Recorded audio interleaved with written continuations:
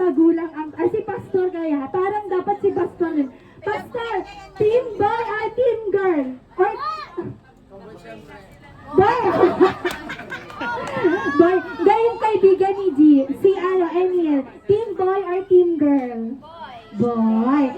Si Tita Linda, ang mangungubat. Tita Linda, boy, ay boy. Alam mo, sabi ni Tita Linda, boy yan kasi patusok yung tiyan ni G, okay? This is the moment of truth. Hindi, bago yan. Baka hindi naman dapat yung lobo. Dito po kayo, Tita Linda. Dito ka, Tita. Okay. Alam niyo po, si Jay. Okay, si Jay na lang. Jay, interviewin natin sila kasi nga moment nila to, diba? Patagalin natin. Actually, lahat kayo interviewin. JJ, ano ang hula mo? Siyempre lalaki. Anong biblical basis mo? Hindi, napanaginipan ko. Okay, malalaman natin kung false prophet si JJ.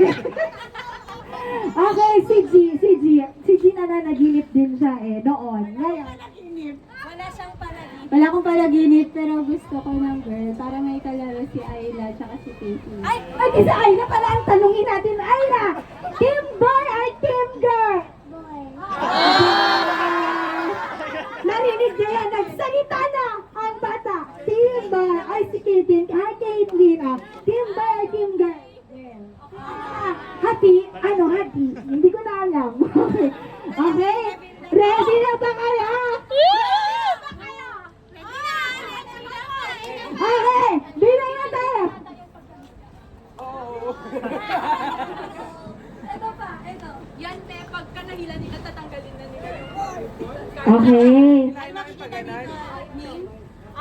Okay, mga kababayan, gusto ko lang kayong i-orient na dito malalaman natin ang uri, okay? At gender. At saka ngalan. Okay, ready na. One. Tanggalin niyo muna na. One. Okay. Dash. Dito ka na. Okay. Sino yung team boy? Sige na, team boy. Team girls. Okay. One. Two. Maalis ba nito yun? Parang alisin ko na din, pero Ah, tingin kayo dito. Ay, sige po. Okay. Okay na. Ito na talaga. Final na to. One. Two. Three.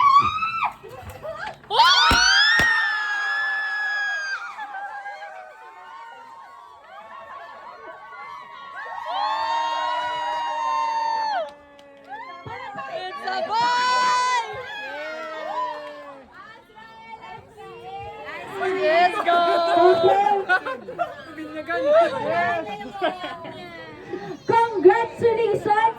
Ang gender pa ng baby ay Team Boy. Parang wrong spelling to. Dapat yun.